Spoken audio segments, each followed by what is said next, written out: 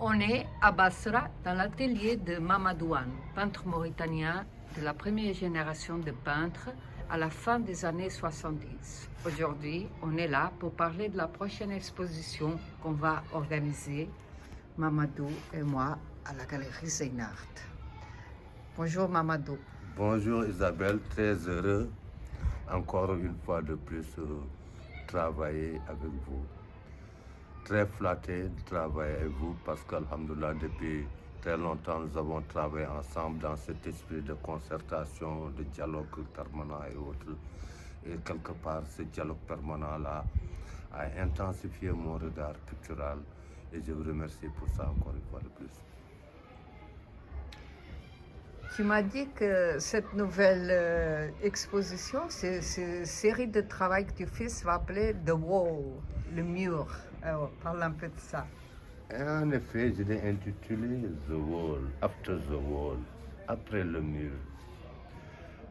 Ça m'a beaucoup interpellé, The Wall.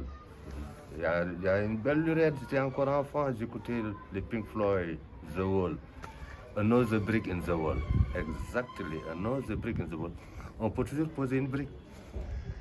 Le mur étant comme handicap, le mur étant comme barrière, le mur étant comme limite. Si on voit aujourd'hui ce qui se passe aux États-Unis, le mur de Donald Trump, que beaucoup d'individus essaient de franchir, des Sud-Américains, des Africains et autres, et qui périssent uniquement dans cette optique de vouloir chercher une vie meilleure. Si on voit ce qui se passe un peu partout dans ce monde-là, de domination, la domination, l'oppression et tout ça et autres là, c'est quelque part the wall. Alors qu'il faut rompre, il faut briser d'une manière ou d'une autre. Il faut le briser. Un handicap, on peut toujours parvenir à le briser. Ce travail a changé, l'intensité de tes couleurs, ton trait. Tu es confronté aujourd'hui à quelque chose que tu attendais pas comme peintre. Tu peux nous parler un peu? Exactement. Voilà, moi j'ai vécu un handicap que je n'attendais pas en ce moment donné, mais je savais qu'il allait venir à un moment donné, comme tout être humain. Mais bon, on ne peut pas vivre sans handicap. Ouais, au-delà des barrières, il y a une seule force qui est là, qui peut s'exprimer, qui est réelle, c'est la force divine. Moi, comme je dis, the wall after the wall, donc quelque part pour moi, il y a une forme de résilience qui doit être là, qui doit intervenir. Et c'est cette force, c'est cette résilience que j'ai cherché justement pour vaincre mon handicap. Je le dis, aujourd'hui j'ai un handicap, c'est ma vision, c'est le glaucome. Et dans mon imaginaire, moi, ça ne doit pas me bloquer pour ma création. Alors il fallait trouver une autre force vraiment pour encore continuer à créer.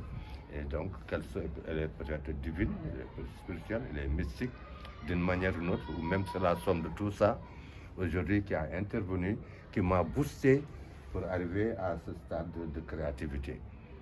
Et alors, qui m'a poussé aussi à voir autrement la peinture, à percevoir autrement la peinture, à percevoir autrement les formes, à percevoir autrement ainsi de suite les vibrations. Moi, je suis ton travail depuis des années. Je sais, parce qu'on discute, que ta première grande influence de ton travail qui est encore présent aujourd'hui, c'est le fleuve.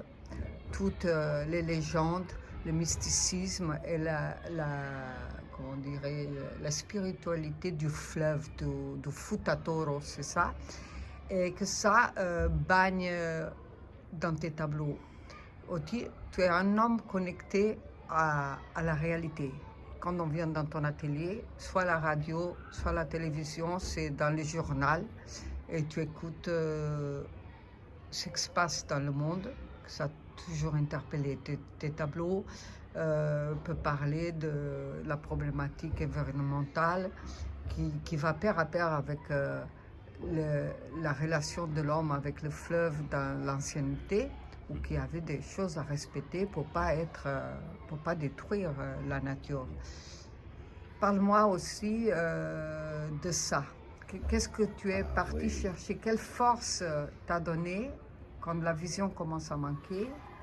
Tu vas chercher la force ailleurs. Ah oui, d'abord, l'eau, c'est une source de vie. Aujourd'hui, toutes ces missions spatiales-là, ça rime à quoi? À chercher à détecter des sources de vie, quelque part, que ça soit sur Mars ou Jupiter, je ne sais où. Sources de vie. Quel est le premier signe quand on parle de sources de vie? Existence de l'eau. Quand il y a l'eau, il y a la vie. Quand il n'y a pas l'eau, il n'y a pas de vie. Et moi, aujourd'hui, même dans une de mes œuvres, je parle de bain mystique. Le bain mystique, c'est l'eau. C'est l'eau bénite. L'eau bénite ou bien l'eau qu'on a bénie. Et bon, comment? Ça, c'est autre chose, c'est une autre problématique aujourd'hui. Que moi, même si quelque part, je ne suis pas tellement accroché par rapport à ça, je respecte cela aussi. Cette notion de bain mystique.